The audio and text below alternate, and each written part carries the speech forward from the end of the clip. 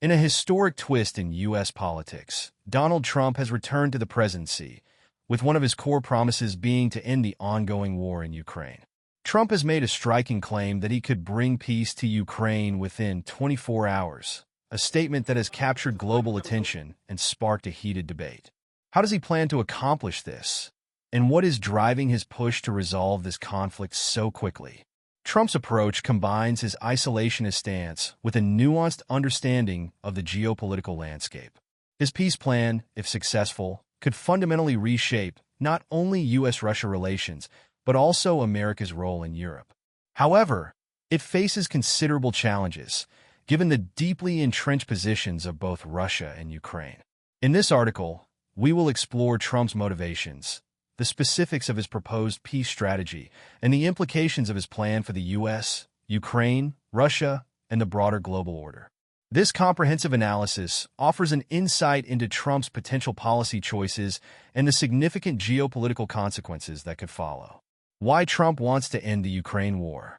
Trump's stance on Ukraine is shaped by several factors. First, he has long expressed a desire to pull the U.S. back from foreign entanglements. His America First ideology aligns with the views of a substantial portion of his supporters, who have grown skeptical of prolonged U.S. military commitments abroad. Polls show that a significant segment of the Republican base believes the U.S. has been overly involved in the Ukraine war. A December 2022 poll indicated that nearly half of Republicans thought the U.S. was providing too much support to Ukraine, a figure that is likely to have increased since then. Yet Trump's decision to pursue a rapid resolution is not only about catering to his base. There are strategic concerns as well. A recent research paper, authored by two of his former national security advisors, provides insight into the broader motivations behind Trump's desire to end the war. Low odds of Ukrainian victory. Trump's advisors argue that, given the current situation, Ukraine has slim chances of achieving a decisive victory. The front lines have remained largely stagnant for months, leading them to believe that prolonging the conflict may yield limited benefits for Ukraine. Risk of strengthening anti-Western alliances. A protracted war could solidify alliances between countries like Russia, China, Iran, and North Korea. This concern grew after reports surfaced of North Korea supplying thousands of troops to Russia as part of a defense pact. Trump's advisors believe this alliance could become a formidable counterforce to Western powers, especially as tensions with China continue to rise. Concerns over U.S. military resources. Supporting Ukraine has had a significant impact on U.S. military stockpiles. Former Trump advisor Elbridge Colby has spoken about how the U.S. is using up vital ammunition and equipment at an unsustainable rate. For instance, the RAND Corporation recently reported that in a potential future conflict over Taiwan, the U.S. could exhaust its ammunition reserves within just a few weeks. With supply chains increasingly dependent on imports from countries like China, the U.S. faces a daunting challenge. Trump's plan to broker peace.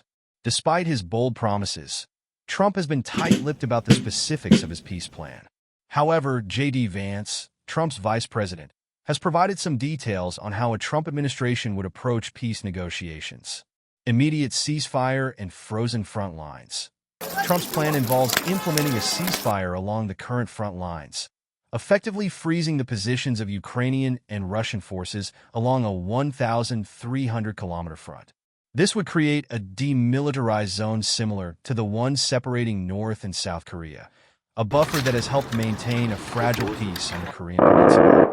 However, this would mean Ukraine would be required to relinquish control of around 20% of its territory, including Crimea and other eastern regions currently occupied by Russian forces. Ukrainian neutrality. Vance has indicated that Trump's plan calls for Ukraine to remain a neutral state, refraining from joining NATO. Trump and his allies argue that the West's willingness to consider Ukraine's NATO membership played a role in the Trump has said that delaying Ukraine's NATO ambitions could help ease tensions with Russia.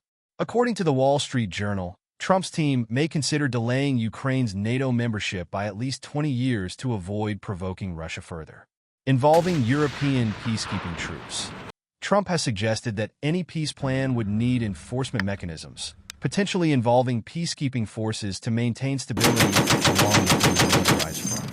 However, he has made it clear that Europe should bear the majority of the cost and deployment responsibilities, criticizing Europe's historically lower defense spending.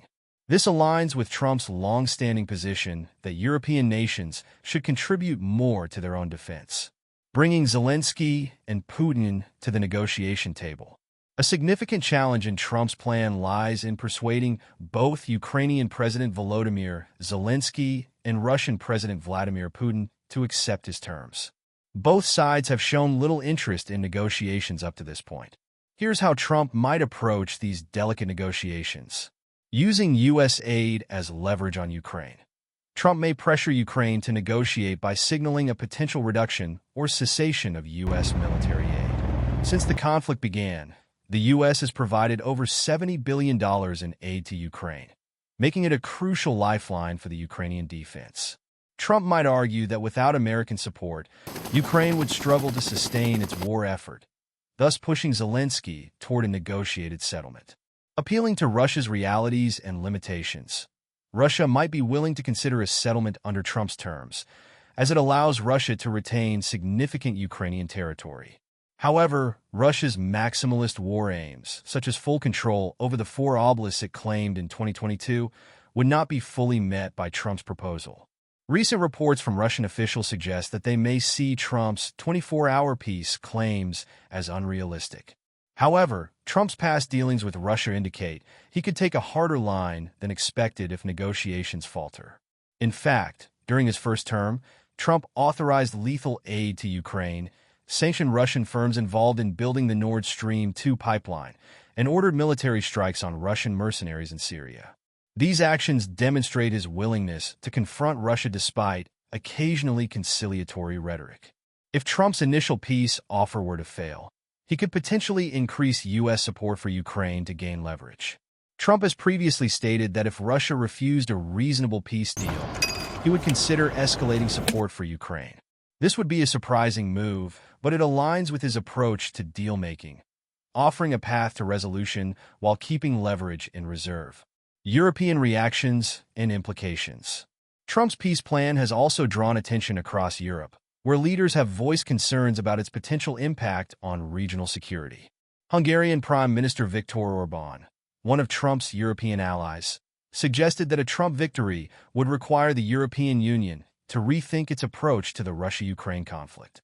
Orbán, who has long criticized EU policies on Ukraine, may support a Trump-led peace initiative. News coverage in Europe has reflected the polarized reactions to Trump's plans. Left-leaning European outlets have raised concerns about Trump's approach, warning that it could weaken European unity. In contrast, conservative media have welcomed Trump's emphasis on peace, suggesting that Europe may need to follow his lead to avoid being further drawn into the conflict. Challenges and uncertainties. While Trump's proposed strategy is straightforward, its success is far from guaranteed. Here are some key challenges that could undermine Trump's efforts to bring peace to Ukraine. Ukrainian resistance to territorial. Ukraine has consistently rejected the idea of ceding any territory to Russia. Zelenskyy has called for the restoration of Ukraine's borders as a non-negotiable starting point for peace. Convincing Ukraine to relinquish territory would be a tough sell for Trump, particularly given the emotional and political stakes. Russia's expansive war goals. Although Trump's plan could offer Russia a significant strategic advantage, it might still fall short of Putin's aims. Russia has invested heavily in the conflict, and any agreement that doesn't include total control over the claimed regions might be seen as insufficient.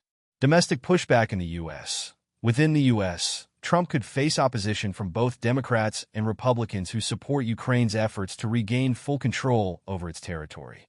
A significant portion of the American public views Ukraine as a crucial ally, and Trump's plan may be seen as an abandonment of the U.S.'s commitment to supporting democracy abroad. Global implications for U.S. alliances.